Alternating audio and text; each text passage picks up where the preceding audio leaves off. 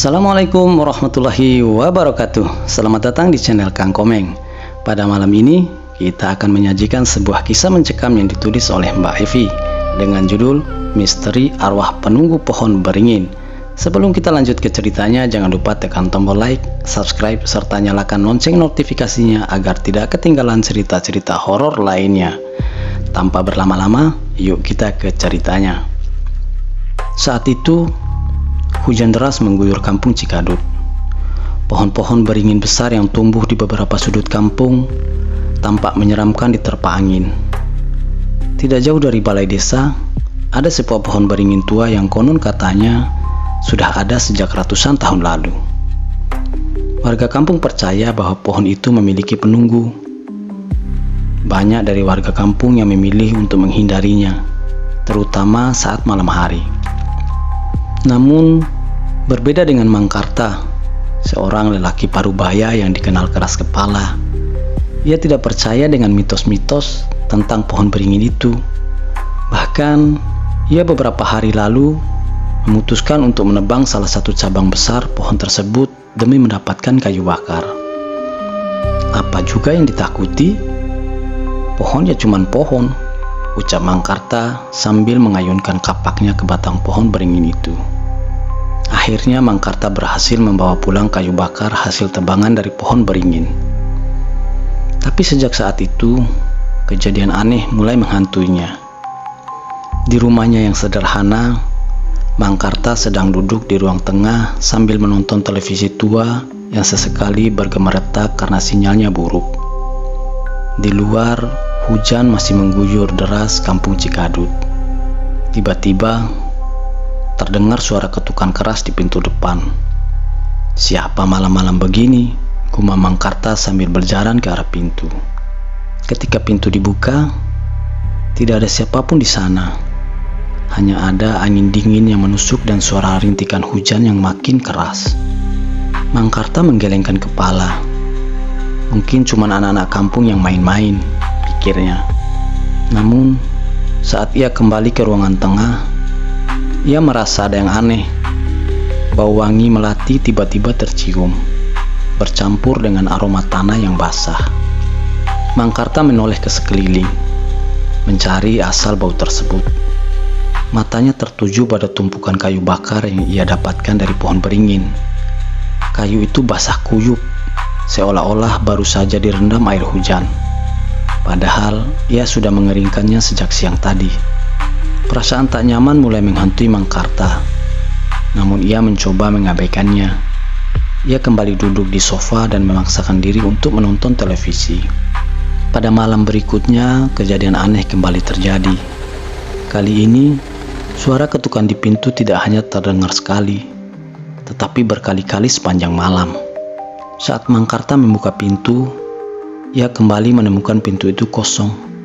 Namun, malam itu ada sesuatu yang berbeda. Ia memandang keluar rumah. Ia melihat bayangan seseorang berdiri di bawah pohon mangga di halaman rumahnya. "Siapa di sana?" teriak Mang Karta. Bayangan itu tidak bergerak, hanya berdiri diam. Mang Karta mengambil senter dan keluar untuk memastikan siapa yang ada di sana. Namun saat ia mendekat, bayangan itu justru perlahan menghilang. Dan tersisa hanyalah aroma wangi melati yang semakin menusuk hidung. Mang Karta kembali ke dalam rumah dengan perasaan gelisah. Ia mulai merasa bahwa kejadian ini ada hubungannya dengan pohon beringin yang ia tebang beberapa hari lalu. Malam ketiga menjadi puncak dari semua teror yang Mang Karta alami. Tepat pukul 12 malam, ia terbangun dari tidurnya karena mendengar suara tangisan perempuan. Suara itu terdengar sayup-sayup, namun sangat jelas berasal dari arah tumpukan kayu bakar di dapurnya. Dengan langkah berat, Mang Karta menuju dapur sambil membawa lampu petromak. Tangannya bergetar, tapi ia harus maju. Ketika sampai di dapur, ia melihat sosok perempuan berdiri membelakanginya. Perempuan itu mengenakan kebaya putih yang sudah usang, dengan rambut panjang yang basah meneteskan air. Mang Karta berteriak, "Siapa kamu? Apa yang kamu mau?" Tiba-tiba, perempuan itu perlahan berbalik.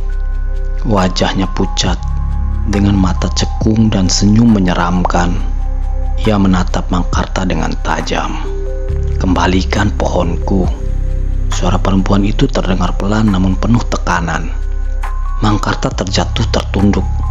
Tubuhnya gemetar hebat, dan ia hanya bisa memohon ampun. Namun, sosok perempuan itu mendekat, dan bau wangi melati semakin menyengat. "Kembalikan pohonku, atau kau akan menerima akibatnya."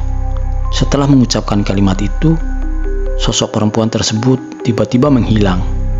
Melihat kejadian itu, akhirnya Mangkarta jatuh pingsan, dan pagi harinya warga kampung menemukan Mangkarta tergeletak pingsan di dapurnya. Mulutnya terus mengigau tentang pohon beringin dan perempuan berbaju putih. Tanpa basa-basi, warga membawa Mangkarta ke puskesmas untuk melakukan perawatan. Setelah sampai di puskesmas, Mangkarta terbangun dari pingsannya. Wajahnya pucat dan tubuhnya terasa lemas. Dan di sampingnya ada Pak Kades dan Ustadz Rahmat, seorang pemuka agama yang dihormati di kampung itu. "Bagaimana keadaanmu, Mangkarta?" tanya Pak Kades dengan nada khawatir. Mangkarta hanya menggeleng pelan, tidak mampu berkata banyak. Namun ia segera teringat mimpi buruk yang menghantuinya semalam. Sosok perempuan berbaju putih yang terus meminta agar pohon beringin dikembalikan. "Pak Kades, Ustadz, saya sudah salah. Saya telah menebang pohon itu. Sekarang arwah penunggunya marah," kata Mangkarta dengan suara gemetar. Ustadz Rahmat mengangguk perlahan. "Mangkarta, setiap makhluk memiliki tempatnya, termasuk pohon-pohon besar yang dihuni makhluk Allah. Apa yang kau lakukan adalah melanggar batas.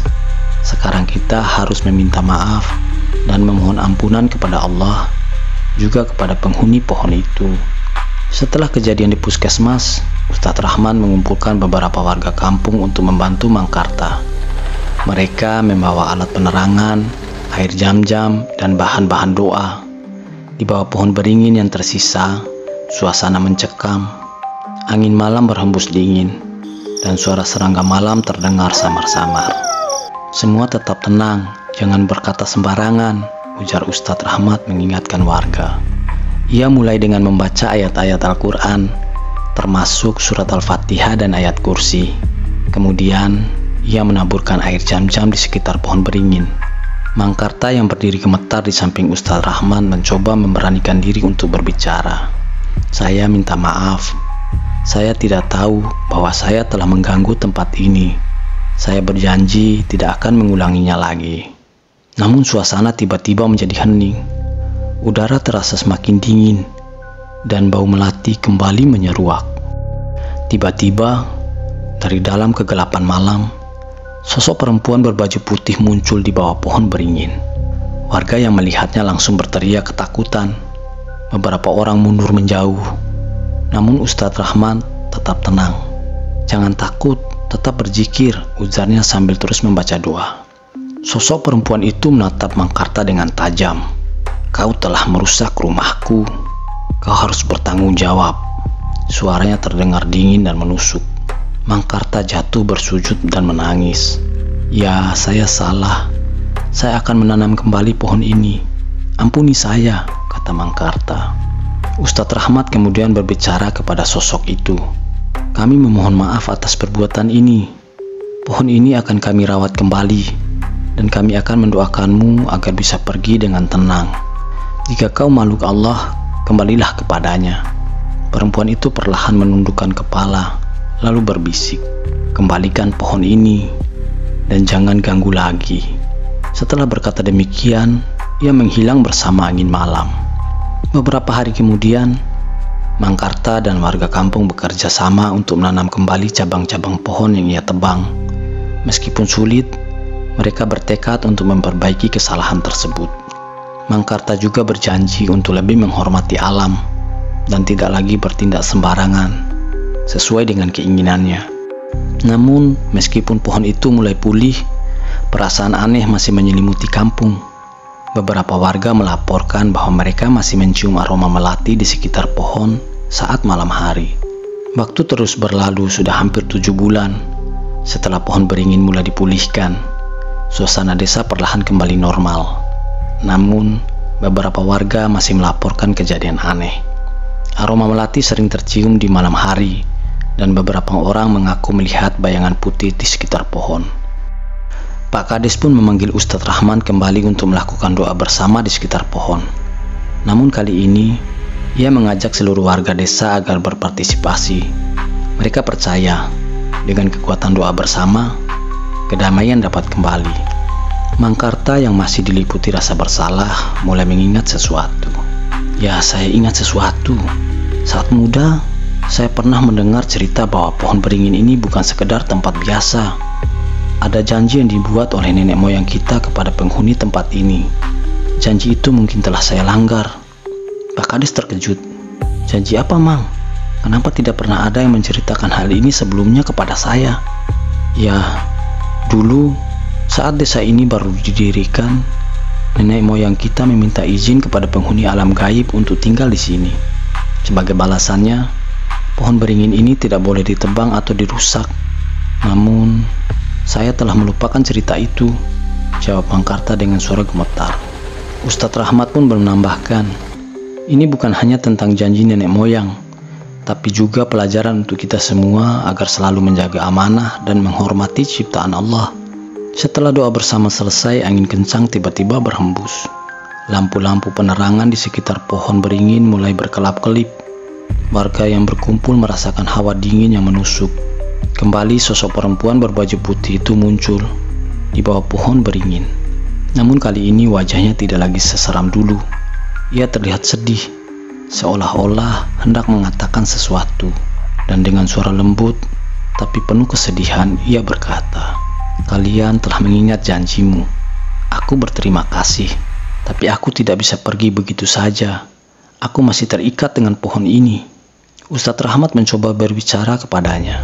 Jika kau adalah makhluk Allah, kembalilah kepadanya. Tinggalkan dunia ini dan carilah kedamaian di sisinya. Kami akan terus mendoakanmu.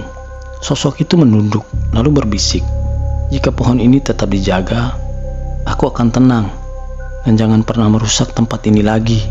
Setelah berkata demikian, ia perlahan menghilang, meninggalkan aroma melati yang perlahan memudar bersama angin malam. Sejak saat itu, desa mulai benar-benar tenang. Tidak ada lagi kejadian aneh, dan warga pun mulai sering berkumpul untuk menjaga lingkungan di sekitar pohon beringin itu.